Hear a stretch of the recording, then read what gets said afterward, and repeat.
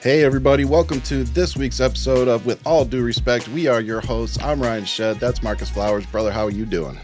I'm pretty good, man. Getting ready for some Thanksgiving tomorrow. Same here, man. We got family in from out of town, and I just came back from Las Vegas. So yeah, we're pretty excited about Thanksgiving over here too, and I'm glad we get to see some family, and I hope all of you get to see some of your loved ones or your friends or whoever you choose to spend tomorrow with, or yourself. Love yourself. It doesn't matter, whatever it is. Absolutely. Speaking so, Vegas, what did I miss? What did I miss last week?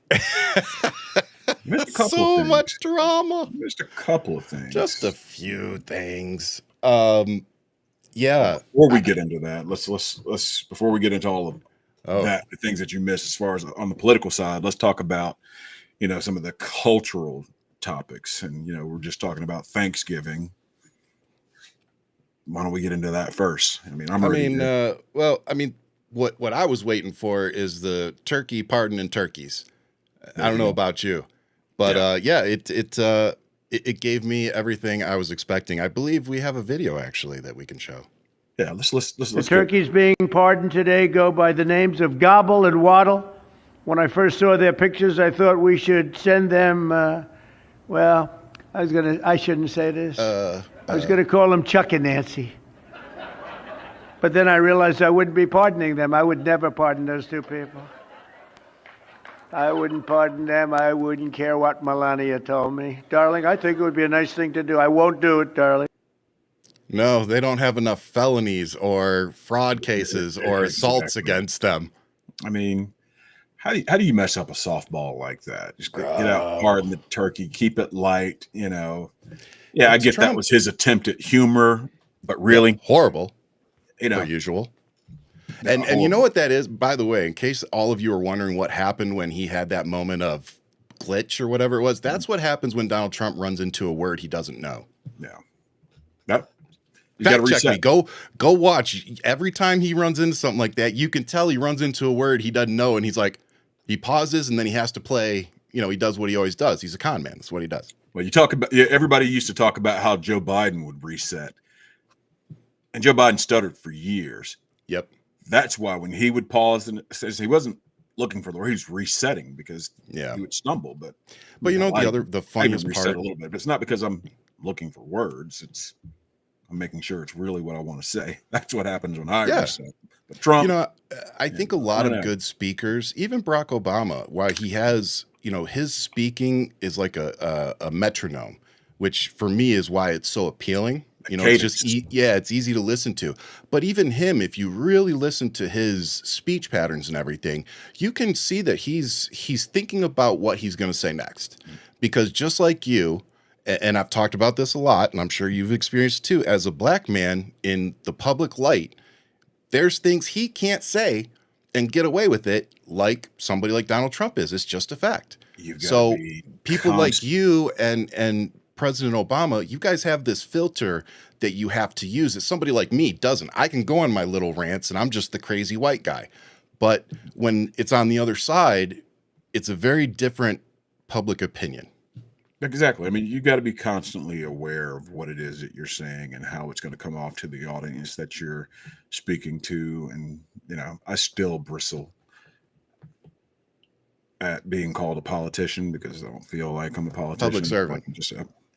It's always been about service for me, So, but let me ask you. I do have to think about it when I'm out speaking to a crowd or addressing people. Like anything.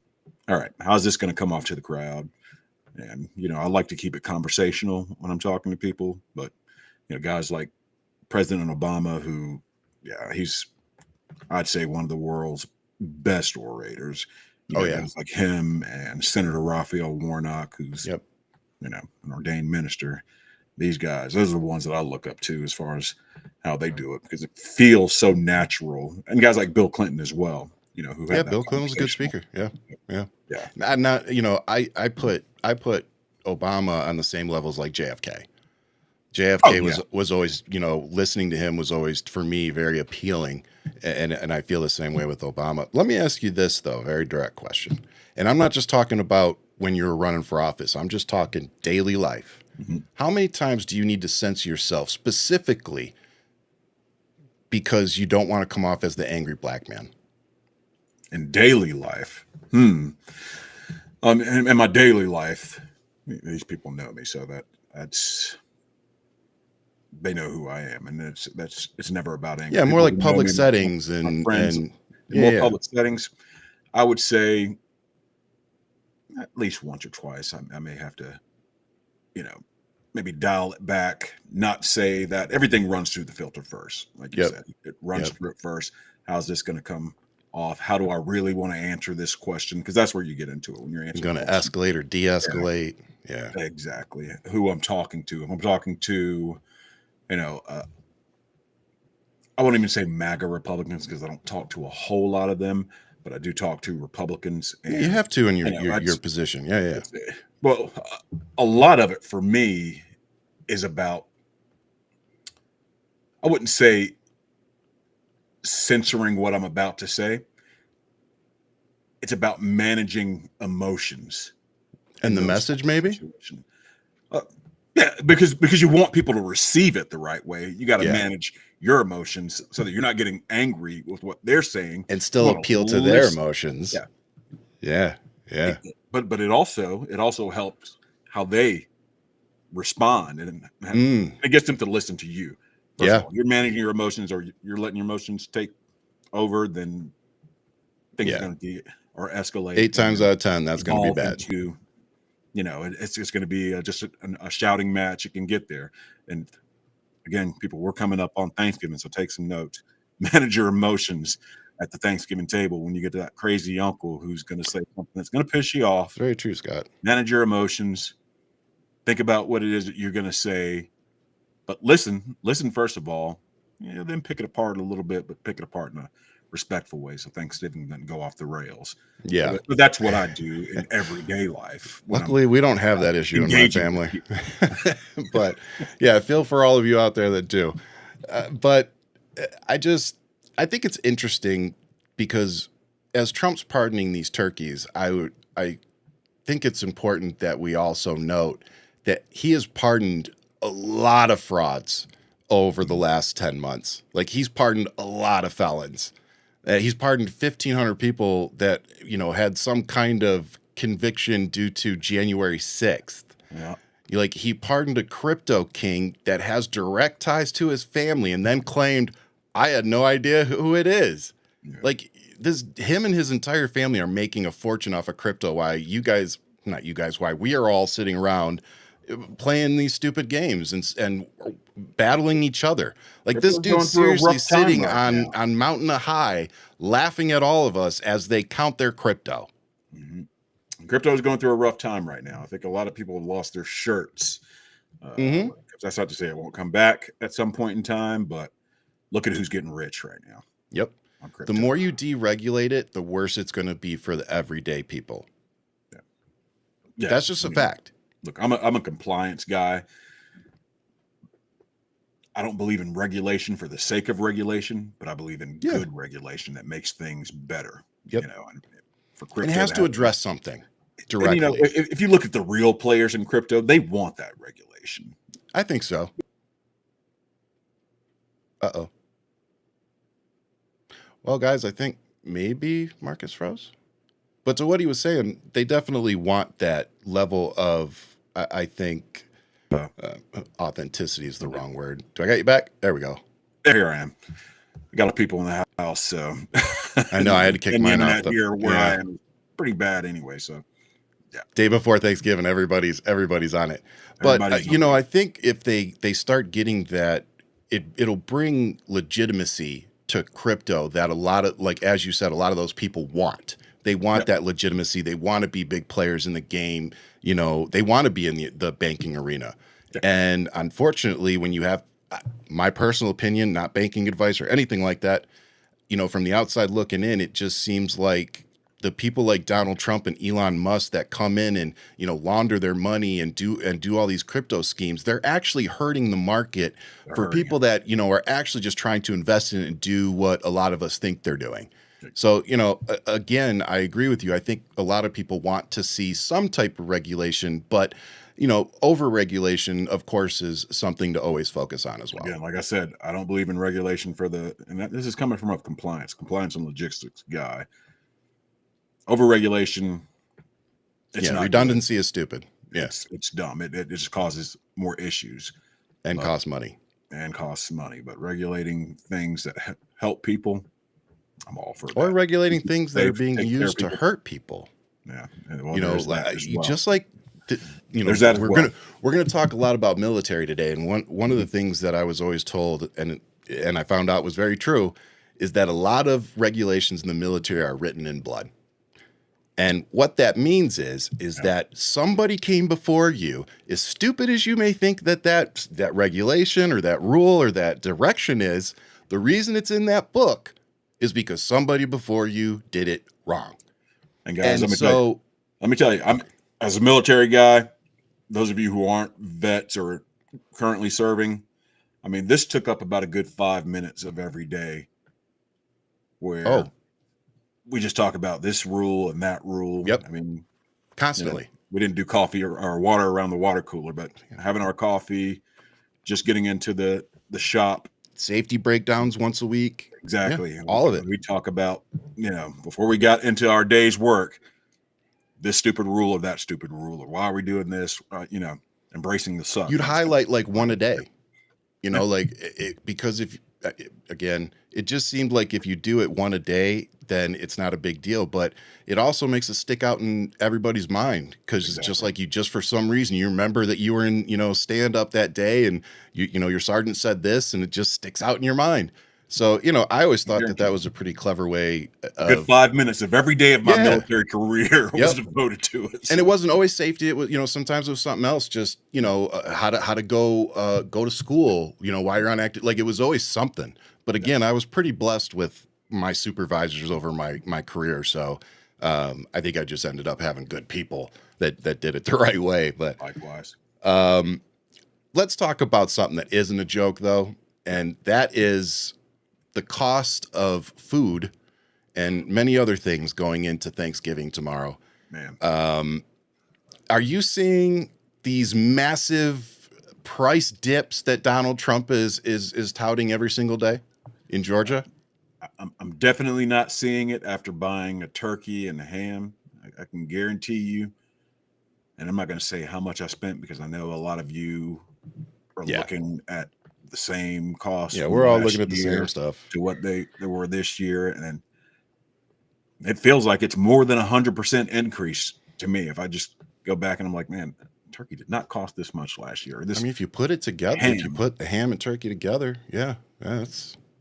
If each one increased by 25, 30%, I mean, we're talking almost $200 just for those two things. We're not talking about the other stuff that you have to have for Thanksgiving, but just for those two things. I think it was like a 10-pound turkey was like $88. Yeah, and then throwing the ham on top of that. Yeah. Like I know it was. I think I spent like $170 for the two. That's crazy. It is, and that's just the two meats. That's not even everything else. Like you got the chicken, and I like chicken as well. I like to have the variety there. I need pumpkin pie, and for all you pumpkin pie haters out there, there's something wrong with you. There's nothing wrong with me. I like both. I just want to make that note. Pie. I want both of those. I don't like sweet potato pie. So actually, I take that back. Somebody made sweet potato pie that I actually really liked. So I no longer say that. Actually, it's not a sweet potato pie we're doing this year. It's a sweet potato souffle and the pumpkin pie. See, now that actually sounds good. the marshmallows on top of it. Yeah, I like that. But anyway, That actually sounds I good. digress. I'm a little hungry right now, so don't get me talking about food. But still, I know. But I think majority of us agree, because the one thing I've seen online is, you have your comments, your likes, and your shares. And when Donald Trump and the Republicans come out and say, "Oh, the price of gasoline is down to the lowest since COVID. The prices of your turkey and everything else is like 50% lower." Like, dude, where are you shopping? And that's another thing. Maybe, just maybe, we as Americans shouldn't pay a whole lot of attention to what people who haven't been in a grocery store in 10 to 15 years, maybe we shouldn't listen to what they have to say about prices, because they're not the ones shopping. You think Donald Trump's going into a grocery store? You think that man knows what a loaf of bread and milk costs? Oh yeah, I remember when Come on. in his first term, we were talking about showing your ID at the grocery store. Are you kidding me? Were you buying beer? I mean, that's the only time you would have to show an ID, but he was talking about like buying bread. So yeah, it's crazy. Yeah. There's so much craziness to get to, but what a lot of people probably want to see two veterans talk about is everything that's going on with the seditious six, as the Republicans are calling them. But more, I think directly Mark Kelly, who is my senator here in Arizona, who I voted for, who I will happily freaking vote for again. He has 100% earned my vote. And again, remember, folks, you're not going to agree with everything a politician does. You're not going to agree with every person a politician takes money from, but we have to draw a line somewhere, folks. So let's pay attention to the game we're playing today, which is they're trying to go after Mark Kelly and any other veteran. Again, let's make this what it is. They are trying to set a precedent that any veteran that or active duty soldier that basically comes out against the government, because that's what Trump is, he's the government, that they are to be punished. So how is that free speech? It's not. That's what I was going to say. You're running into those issues even before you get to the UCMJ. And for those, we're not even talking about that yet. We're using Uniform Code of Military Justice before you even get to UCMJ. We're talking about civilians. I mean, I'm going to keep this on. Great context. Mark Kelly's a senator, and you had all these guys are senators and members of retired Congress. Captain. Yep. They're all veterans. And let's be clear about what they said. They said, you don't have to, and I disagree with what they said a little bit, and I'm gonna tell you why in just a second. That'll be good. You don't have to obey illegal orders. Yeah. What they should have said is don't obey illegal orders. Because that's exactly what it says. Follow the law. Yeah. You swore an oath to follow the law and the Constitution, to support and defend it. Don't. And we're talking about sergeant's time and all the safety stuff. We do this every day. We talk about what are legal orders and chain of command, all of it, and all of that. Soldiers know. They know. It's drilled into us for sure. So I mean, it's almost like they were saying water is wet. Yeah. I'm so glad you said that. You want to call a sitting senator back to active duty to try call him a traitor. They're calling him a traitor. Calling him a traitor. I mean, saying that he's seditious. Well beyond the pale. I mean, it's Come ridiculous. on, guys. But saying it's seditious, but you want to call him back to active duty to court-martial him. And by the way, it's spelled M-A-R-T, not M-A-R-S-H. Y'all are killing me. No, I'm not killing me. Yeah. If you don't know how to spell court-martial, how about you sit this conversation out? How about that? I loved that one when Marjorie Taylor Greene was talking about martial law. And we'll get to Marjorie Taylor Greene. Exactly, dude. Like the minute I see that spelled wrong, I'm like, store. So. But here's the thing about Mark Kelly. Mark Kelly has dedicated pretty much his entire life to service, to some type of service to this country. I personally count astronauts, real astronauts, not Katy Perry, I count that as serving our country in some way. Every time they go up there, they're wearing the flag, they're representing our country. To me, that's service. It is. So it's absolutely service. This man has been in service since like I think it was like 80 something? No, Like he's definitely he did 20 something years as a Navy captain. He flew a crap ton of active duty missions, and he was an astronaut that flew on. That was a pilot astronaut.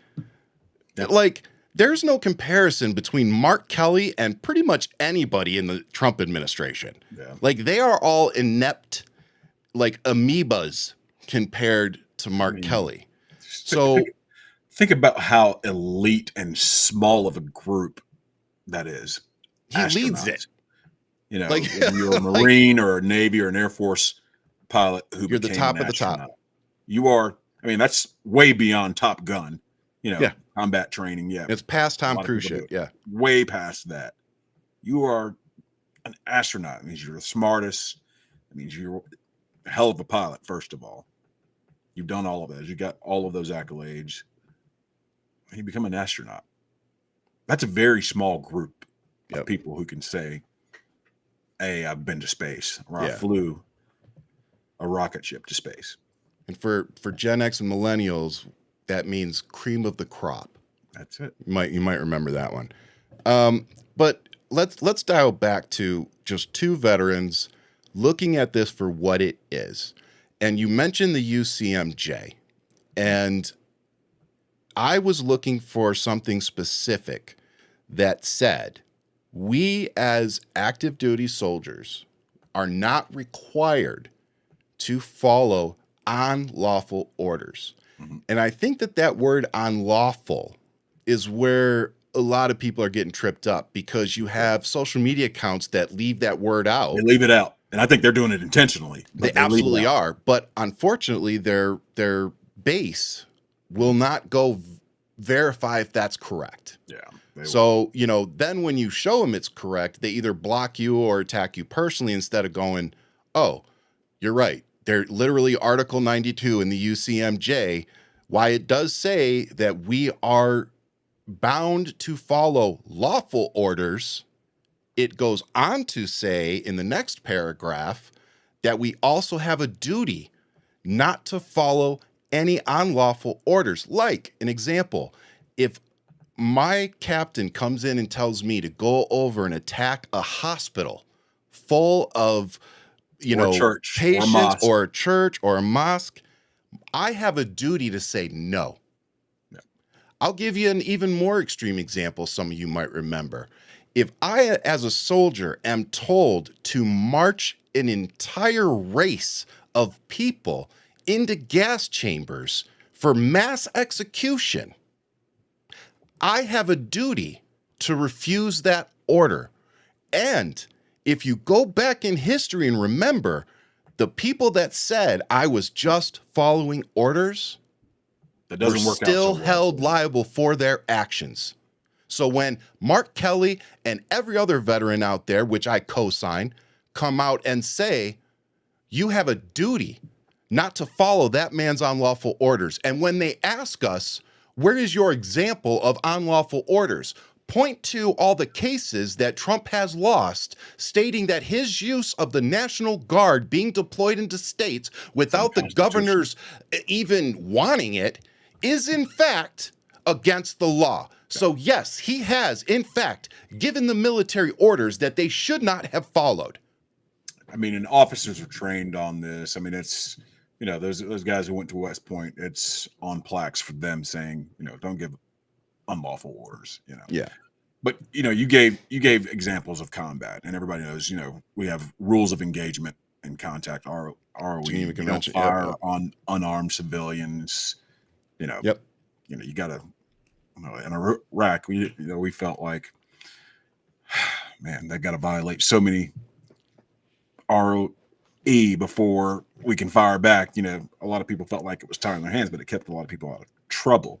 Yeah. But let's give some everyday examples, some things that are just, you would think are silly. Like if a platoon leader or a squad leader told a soldier to, hey, why don't you go into the Class 6 or the PX or whatever, post exchange. Class 6 is where you buy alcohol on military bases, for those of you who don't know, and steal a couple of pints of tequila. If your leader told you to go do that, are you going to do it? Of course not. That's an unlawful order. That's him telling you to go and break the law. So something as simple as that, or telling you to take, you can take the weapon from the arms room and take it home. You live off base, take it to your apartment or take it to your house or whatever. Go ahead. I'm giving you an order to do that. Okay, well, you know that's an unlawful order, because the weapon goes missing on a base, they're shutting the whole base down and locking it down. So you know right then and there, well, you know, my leader's giving me an unlawful order. I'm duty bound not to follow that order because it is against the law. These are just like simple everyday examples that people can understand a little bit better than, you know, war type examples. And I want to expand on that. It's stupid, and you know, even if it's coming from the president of the United States, it doesn't matter who it's coming from. Kill unarmed civilians. You know, telling the military to go attack unarmed civilians just because. It's just like, hey, all my MPs out there, you know this is true. So if you go to a military base and a captain rolls up or anybody rolls up, high ranking, 4-star general, doesn't matter. They come up and they don't have their ID and they look at an MP and say, I'm a 4-star general, just let me on the base. They're not going to. It's not going to happen. And as much as that person sits there and says, do you know who I am? That MP is going to look at him and say, it doesn't matter who you are, sir or ma'am. Be a private, E2, E3. Yep, it doesn't. And they will. And I have seen it. It was a captain, but I have seen it. MP literally pulled them out of the car and jacked them up because they were just belligerent. So, I mean, it's insane. But I want to go back to one thing you said. If a gun goes missing from the armory, they shut the base down. Now. Lock it down. They lock it down. Just shut it down. They lock it down. Now, here's what I want everybody to really think about for a second. Every military base, no matter what country it's in, does not allow everyday soldiers to carry firearms on base. Matter of fact, there are some very strict rules about having firearms or even owning them. You're supposed to turn them into the MP station or the provost marshals. And check them out as you leave base. Exactly. So, if the military doesn't trust the soldiers that they trained with guns on their own base, why is it that the military has stricter gun regulations than our freaking country does, and we're all trained in them? Yeah. We're all trained to be killers and use weapons. We're all weapons experts. We've all been trained in them. Multiple platforms. Mm-hmm. They don't let us have them on base. No. So you check them in and out. Here and you say anybody in the country should be able to carry a gun into a McDonald's and whatever. Like, honestly, there needs to be a fucking line. The military even knows that. Oh, yeah, kind of common sense, but hey. Speaking of the military, though, the FBI is now investigating Mark Kelly and the other people that have put out these videos. And there have been many other veterans that have come out and done similar videos, made similar posts. I've done it. So, I mean, if they're going to come for us, I think the one thing they're starting to realize is there's a lot of us. Yeah, they're going to. Oh, yeah. So, FBI, come investigate us all you want. Freedom of speech still applies. That's actually what Mark Kelly and the rest of us literally served for, so that you dumb motherfuckers, could continue saying the things that you say with impunity and zero accountability. Speaking of accountability, Donald Trump misses it again. How does this dude keep getting away with this? Like, your great state of Georgia, I have nothing against them, but I was depending on them to continue down this road after everything that we saw from the people there that were running the election, how they attacked them all. Like, if that gets thrown out, I still maintain that Fonnie Willis was right for bringing it. And then they 100% attacked for her, against her. Apparently at work now, Judge McAfee signed off on with this new prosecutor who came in and said, okay, we're dropping the case because we got a sitting president here. But he wasn't a sitting president when Fonnie brought the case. A sitting president should not get away with fucking crimes just because he's the president. Just like you shouldn't respect the president just because he's in office. No, his actions need to get respect from me. He doesn't respect me. He doesn't respect Marcus. He doesn't respect veterans. And he stood on stage in front of the White House and said that he hates half the country, that he views all liberals and Democrats and anybody against him as independents as the enemy. Yeah. And he wants his military to follow orders regardless of whether they're legal or not legal. So if he's calling me and liberals his enemy and then asking the military to follow orders that may be questionable, I've got to connect those two dots and think that you motherfuckers are coming for us. And if that's the case, good luck. Yeah. I mean, call us all back on active duty and try and court-martial us. We're going to run into a whole lot of nothing. They're going to spend a whole lot of taxpayer dollars for nothing. Yep. And I'm still waiting to be sued for calling Donald Trump a felon, a fraud, a rapist, an accused pedophile. Still waiting to be sued. Yeah. I mean, DOJ and FBI with all of these investigations and cases that they're looking at bringing to people, it's a nothing burger as far as I'm concerned. You're going to run into those free speech issues, and it's we're already talking about the courts right now. You want to talk about political theater and political persecution? This is actually it. Like they used to say Biden and Democrats are doing it. Now you're actually seeing what it looks like. That's it. Okay. So, and we can get into, the courts being, the Supreme Court, at least, being an activist court, but oh yeah, part of me, I can't even talk the whole DOJ's letter on not going after an active or sitting president. I get that, but it was done the right way when these cases were in, and I blame Merrick Garland a little bit for not acting fast enough, but all of this stuff was brought when he wasn't a sitting president.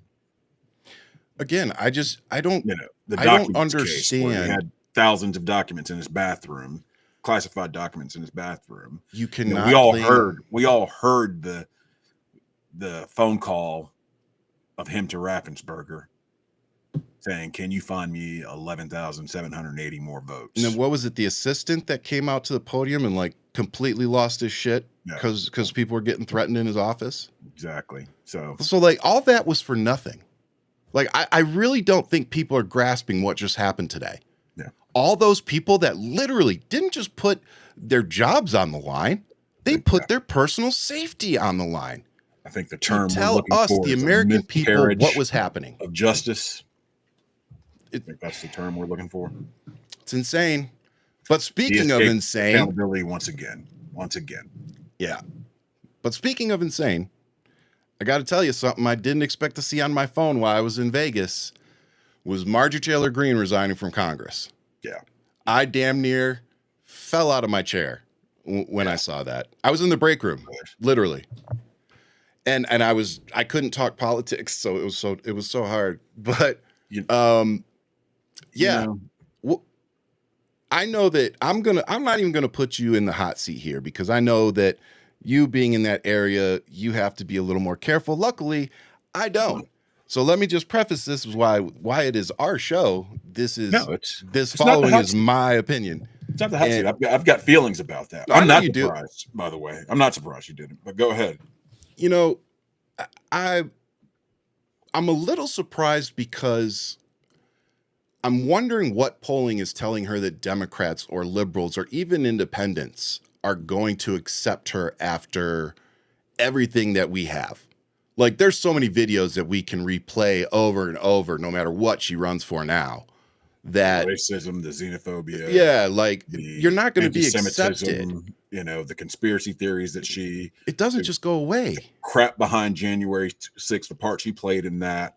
I mean, there's just so much. Let's not forget, you helped a known felon and a rapist get into the White House, and you knew all those things about him. You knew it. So now you're going to come out and say, "Oh, I'm so sorry for the part I played." No, you are a huge reason that we are here right now as a country. Let's put down the knives, and I apologize for my part in the political rhetoric. These are all things I told her. Thanks for apology, but you're still staying on outside. These are all questions I asked her, and we wrote a piece, a Substack on it. I encourage you guys to go out and read that. Asking, and this was before she resigned. I said, "Hey, let's have a sit down and talk." And it hits harder after she resigned because I was never buying it.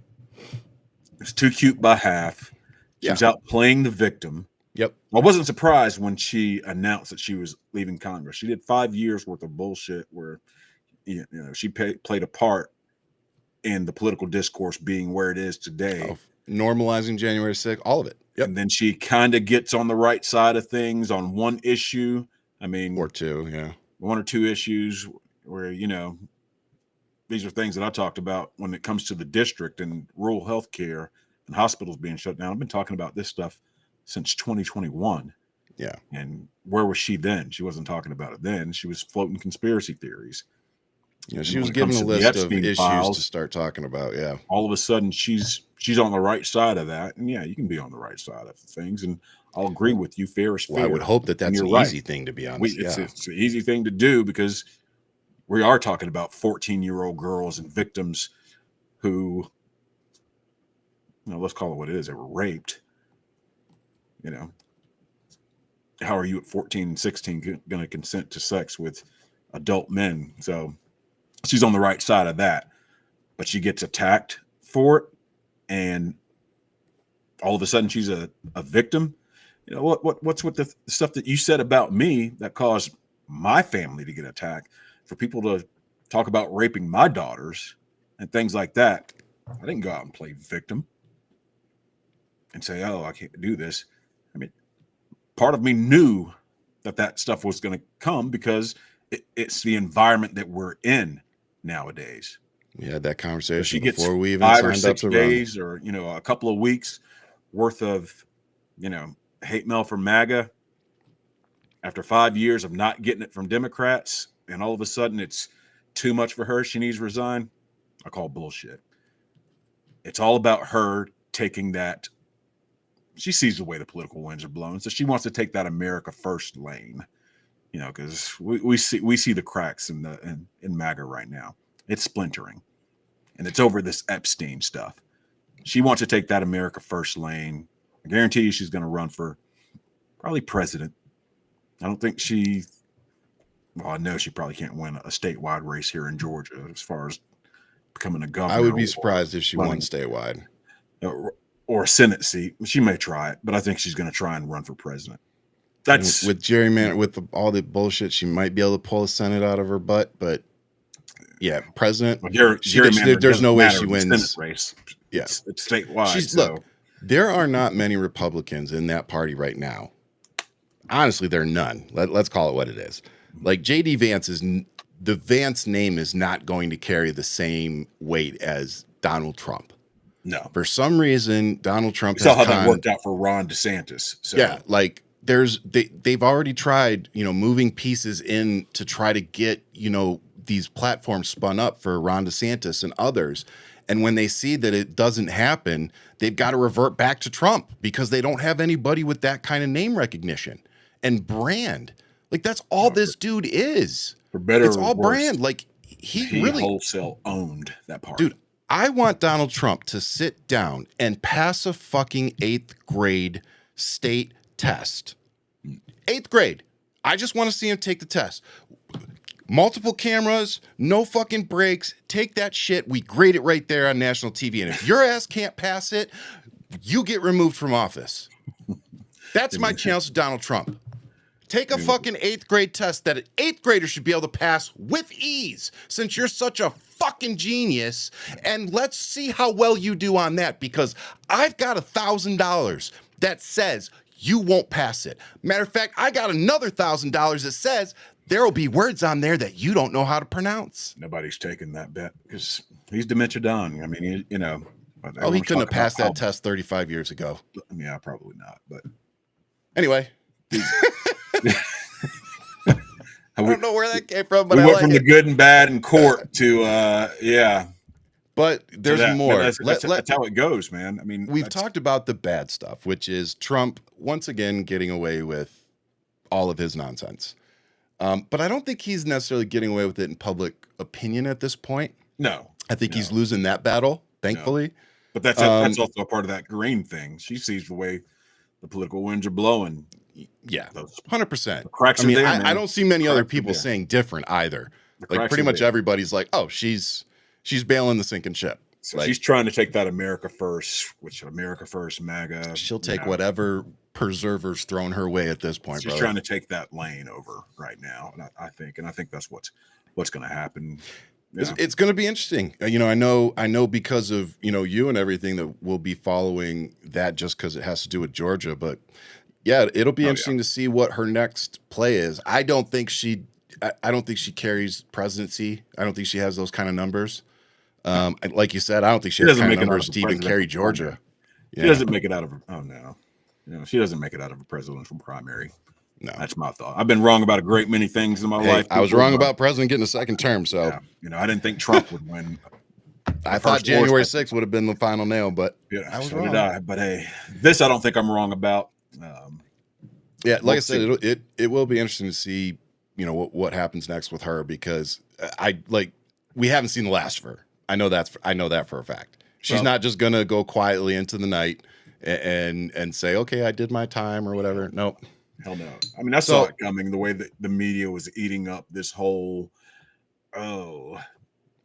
we got to get ahead of the Epstein file stuff. And I disagree with Trump and the party on this. And I'm being attacked. She was playing victim just a little bit. She was definitely lining it up for a few weeks. Much. And the media was eating it up like, oh, Marjorie Taylor Greene's right about it. Or I didn't have it on my bingo card that I could agree with Marjorie Taylor Greene on some stuff.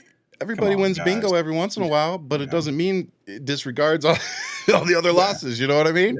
Nobody's held her to account for that thing. That's why I don't think she'll ever sit down and have that conversation with me so I could take her to task on all of the bullshit that she said before. I would like to see the mainstream media should be doing that as well, which I think if she gets into a presidential race, they may do a little bit more of, but I would like to see a conversation between you two with her current mindset. I would like, because now if she hasn't changed, she's just, I know that, but her public mindset has changed. So if she does a public interview with you or discussion, she's not going to be able to double down on things because it's going to ruin the persona that she's trying to build up now. So that's why I would really like to see the conversation, because it would be interesting to see how she answers some of that now, knowing what she's trying to do, how she's trying to rebrand at this point. Distance herself from. Oh, she's totally rebranding. Total. Yeah, but I think she's still in that America First lane. I think she's Marjorie First. That's what this shows me. The minute it's all about her first, I believe. Yeah, right. the minute things didn't start going her way, it was bloop, I'm gone. Yep. And Jasmine Crockett, I love the way she put it. Oh man, she's been on fire lately. Yeah. I mean, I love Jasmine. But the way she put it, you get 5 minutes of heat and you're out. Yep, I saw that one. All of a sudden, you're not going to work for your constituents anymore. You've got to bail out a year early. Come on. She's a quitter.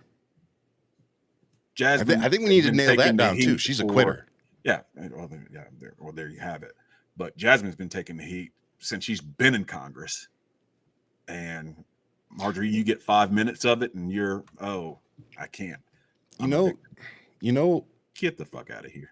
The perspective that I've been blessed enough to have is that, unfortunately,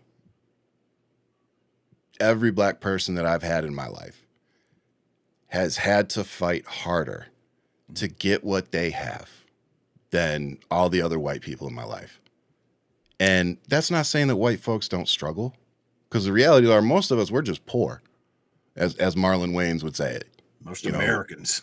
We're just poor Americans. Yeah. That's the reality. But unfortunately, our country was simply built on different ideals than a lot of us realize. And it's still going on today. And people like my wife and you and Jasmine Crockett, and the list is very long. I mean, you guys are you're built for this because of what you've had to go through to get to this point. So the people out there that think that they're going to get Jasmine Crockett, you're not. And the reason you're not is because she's not just a pretty face. She's not an empty suit. She is an educated Black woman that went to school to figure out how the system worked so that she could go in it and fix it from the inside. And then she went and found herself a hell of a person to mentor her. And that's why she is where she is today. So when you talk about people like Jasmine Crockett and Kamala Harris, who have literally brought themselves up from the ground up without a whole lot of help, without parents paying for their school, having to go out and get scholarships and work jobs in the summer and all sorts of stuff. Which is why it pissed me off. You're not going to beat these people. Kamala working at McDonald's during college. Okay, what's wrong with that? She's working her way through school. Yeah. Oh my God. She whether she had the job or not, which I think she did, but whether she did or didn't, who cares? Who cares? But still, what do you think? Donald Trump paid $25 million for a fraud university. But that's why this administration and MAGA Republicans are fighting so hard to try and erase history. That's why they're attacking DEI so much, because they want to erase all of that, because the system has always been against Black people. Slavery ended. You got Jim Crow. They had to fight for the civil rights movement. Now they're trying to take all of that stuff away. So, as a Black man, Clarence Thomas is literally considering hearing a challenge of the loving. Thank you. Like, he's married to this is the case that made marriages like ours legal. Loving. Yeah. So if this is challenged and is successful, interracial marriages could become illegal again. And just for those who may not know, Clarence Thomas's wife is white as snow. I think everybody has heard about Jenny at this point. Jenny Thomas, who is literally in a cult. Okay. And like, these people are going against their own interests. Like, prime example we have, Carolyn Levitt. Somebody in her family was picked up by ICE. Yeah. Her nephew's mother. Yeah. So, like, when people say, oh, when it finally hits them personally, they'll care. No, they won't. They really won't. I want to hear what she has to say about it. I think she's been quiet. From what I heard, she was dodging the question a little bit. She's going to have to address it at some point. So, I mean, but something I wanted to address before your family, it still doesn't matter to you've them. Been, isn't that crazy though?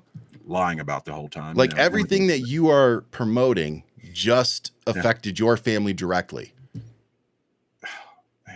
Right after they just got done saying that no American citizens are being picked up too.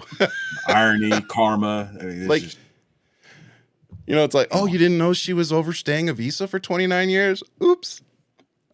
Whatever. But before we move on, I just want to talk about the positive sides, because there are a few positive sides to the courts and the judges. We have some judges out there trying to do the Lord's work. And so on the positive side, the cases against former FBI Director James Comey, and New York State Attorney General Letitia James have been dismissed after the judge found that prosecutor Lindsay Halligan was illegally appointed as interim U.S. attorney. Translation: the judge figured out that Lindsay Halligan was a Trump loyalist that was going to try to take them down for political reasons, and he said, no, not in his court. Yeah, and they want so hard to call that a technicality, but there were so many other issues with both of those cases to begin with. That was just the thing that they could get to. They were flimsy to the start. The easiest thing. So, Yeah. It was evident that it was, politically motivated. I mean, it's not. That's obvious. A lot of the times it's just to get a freaking news cycle. Like, let's call it what it is. It doesn't cost much to file a freaking case. To maybe get people's eyes off of this Epstein thing, you think? Oh, absolutely. Every day it's, that didn't work. Let's try something else. Yeah. But there were issues with the grand juries, at least in the Comey thing. I think they did the Comey thing was super shady. And, pretty sure Halligan lied to the judge about grand jury. I believe they cited like two specific times that I can remember where they're like, you literally made this up.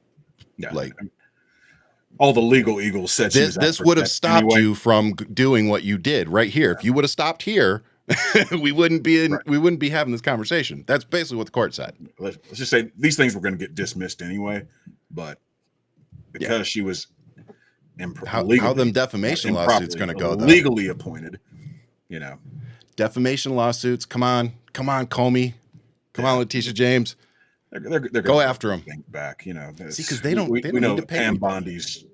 She thinks she works directly for Donald Trump as far as heading the DOJ. I mean, it's supposed to be independent. But hey. Oh yeah. No, she definitely works directly for Trump. So he's telling her what to do, which is not the way it's supposed to work, guys. No, totally. No. Can you imagine if Merrick Garland? Why do people think that the president of the United States shouldn't be held accountable to the same standards as everybody else, and even higher standards? Yeah. Like talking about a mayor being fat, calling a reporter piggy. Like, come on, man, dude, that's ridiculous. So ridiculous. Yeah, I don't get it. Women's groups should be all over that. Yep, among others. But speaking of the most recent thing to divert our attention, the Ukraine-Russia war is apparently that close to another peace deal. Is it? Is it though? Well, the problem is that the info coming out of Ukraine about the peace deal doesn't quite seem to line up with Trump's administration's synopsis of where we are talking about. Yeah. As far as, this quote unquote peace plan that we developed, which is everything good for Russia, everything bad for Ukraine. That had direct ties to Russia? That Russia helped outline the plan? Look it up, folks. Remember, don't just take our word for it. But here's the kicker. If you want to end the war in Ukraine, it's pretty simple. Putin, take your fucking troops and go home. Take a hike. You're not getting any land. Get out of our You're not getting Crimea. Yeah. No. Like, fuck you, go home. Wow, war's over. Hey, Donald Trump, you want to be the big dick in the room? Shutting the deals and all that stuff, go to Russia, walk into Putin's office and look him dead in his face and tell him, fucking end this now, pull your troops or I'm going to nuke the fuck out of Moscow. Now, let's not go with nuclear weapons, but hey, we're going to get in. We're going to bring Ukraine into NATO. Look at what else he's doing. Fucking who cares? And we're going to put boots on the ground or something like that. Something like end this shit or whatever alliance we have is over. Like, done. No, we don't have an alliance. Because I'm going to tell you what, and I'm going to say this because this is the truth. If Donald Trump did that and was successful, he'd probably get that Nobel Peace Prize. But he's so... No bullshit. And you know what? I would be very fucking quiet in my corner. Because let's sit down. If he walked into Putin's office and slapped it down like that and it worked... It made him back down? I can hate the man and still give him a win. Fair is fair. Yep. But he ain't doing that. He's not going to do that because Putin put him there. Again, we all know it. I'll say it again. I've said it so many times before. When it comes to Putin, Donald Trump is about is outmatched as a 14-year-old dating a stripper. I mean, it's just Putin's it's like going that to run old circles thing around of him every time. Case in point, when our State Department puts out basically a Russian talking points memo saying this is what we want for a peace plan. You're gonna limit your military. You're gonna give us this much of your land. You're never gonna join mineral NATO. resources. You're gonna take all of your resources. Really? Who really agrees is what they to a wanted. peace plan like that? They're trying to gut the country. Exactly. And who says any of that's a good idea? It isn't, but I can't imagine any of our career diplomats besides, the political appointees, present company, and Marco Rubio, who are Trump's handpicked guys. Which Marco Rubio used to be a guy who was on the right side. Yeah, he was at least. Yeah, he was at least. And he's done a full Lindsey Graham. They've got something on him. That's the only thing That's the only thing that makes sense. I don't know. It's just. Like he is a literal lapdog now, and that he has not always been that way. No. It has been a noticeable shift. So he was one of the guys that I was like, okay, Rubio's a principled guy. He's standing on. There was a time that people were talking about he could run for president. Common sense, yeah. It wasn't that long ago. Like, that's what I'm saying. Like, how are we here? The connections between Trump and Russia have been there since 2016. Yes. And now you're probably long before. But what we know of that we can, the government can really trace and track. All you have to do is go back to the report. Mm-hmm. Yeah, absolutely. Russia interfered with the 2016 election, and it literally said it was not to help Hillary Clinton. It was to benefit Donald Trump. And back then in 2015, you were wondering why are they pushing back so hard on this? Why don't you say, hey, these guys are trying to get involved in our election, and they're trying to influence it one way. Even if they were, why would Americans quiet that down? Get out of our election. We don't need your help. We're not even going to talk to you guys. Stay out of our business. Yep. But we learned a whole lot in the coming days. And then what really did it for me, but this was just the final nail in the coffin, when Trump was in Helsinki with Putin saying, well, Putin told me very strongly that, he didn't have anything to do with it. And I believe him over our intelligence community who said, yeah, this guy was involved. Yeah. That was it. I knew unequivocally, without a doubt. No, it's embarrassing, first of all, but unequivocally, without a doubt, they've got something on this guy, and he's in bed with him. Full stop. And that's where I was done. That's not patriotism. And they haven't done anything to dissuade me of thinking that. It's treason, but since. So. Nope. Same here. I mean, literally, you've got U.S. envoys meeting with Russia, making deals without much input from Ukraine. And then they say Ukraine has agreed to the essence. Words matter.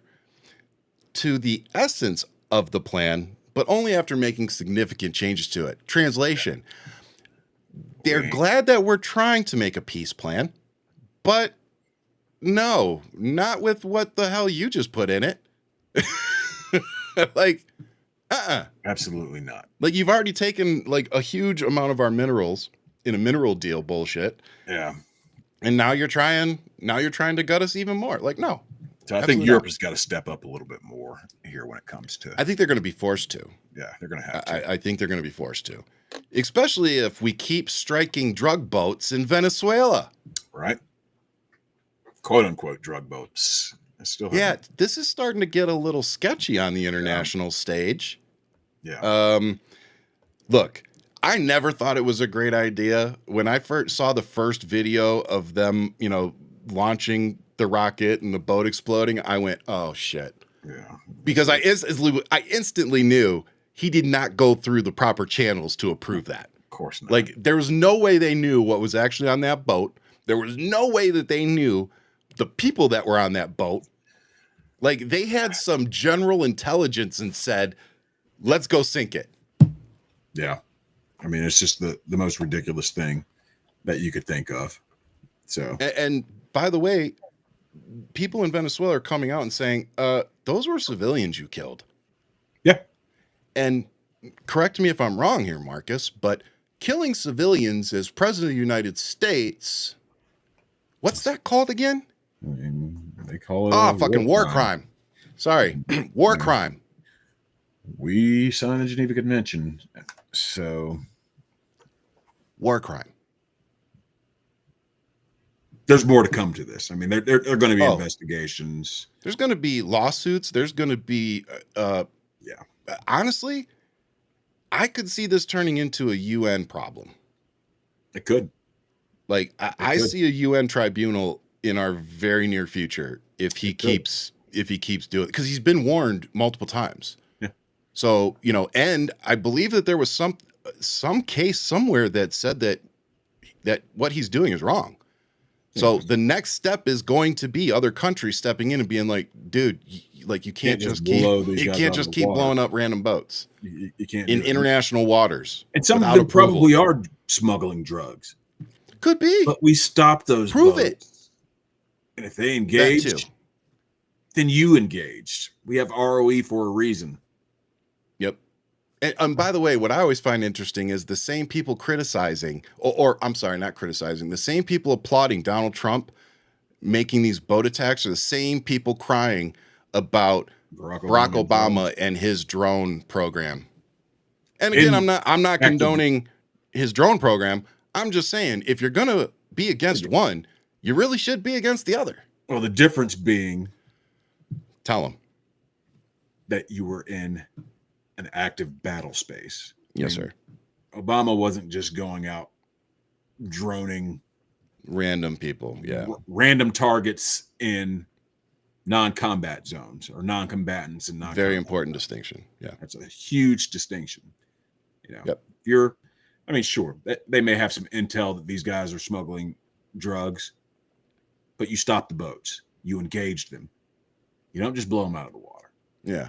Now, let me ask you something, Marcus. If you were interested in a particular country's oil reserve, what would you do to stimulate a conflict that might cause you to send troops in so that you could seize resources?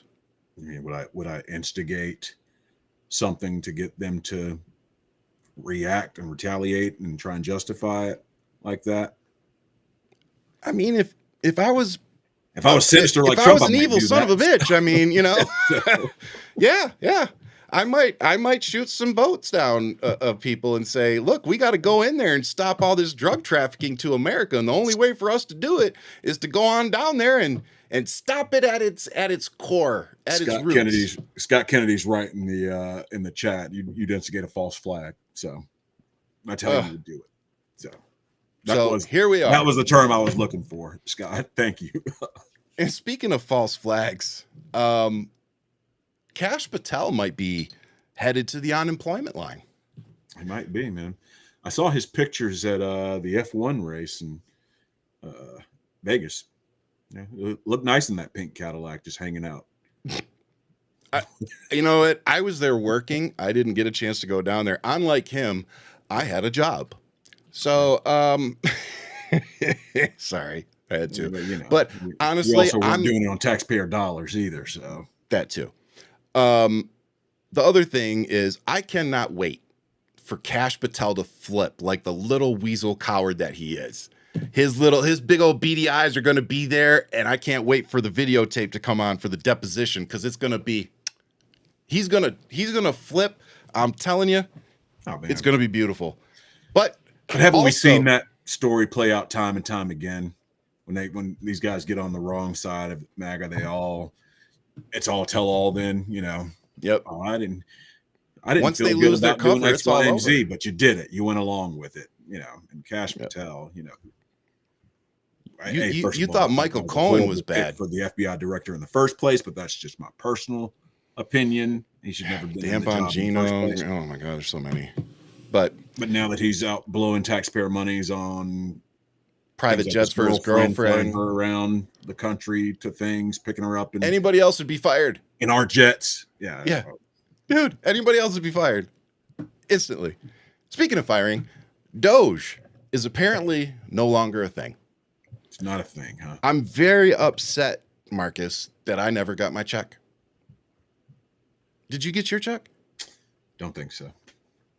I could have used I'll that go for check Christmas. the mailbox today to see if it's there, but I'm going to go check. And if it's not, I'm going to write a very strongly worded letter to the Trump administration about my disapproval of how our tax dollars were used for this Doge information mining scheme for Elon Musk. How our taxpayer dollars are used to give Elon all of our information. So if you believe that thing saved us any money, I got nothing for you. How do you touch that level of naivete, if you will? Yeah. But speaking of, Robert F. Kennedy Jr. seems to be in some hot water. Apparently, he had a relationship, and there was a word used that I really wish I hadn't searched, like the article told me not to, because it did, to be fair.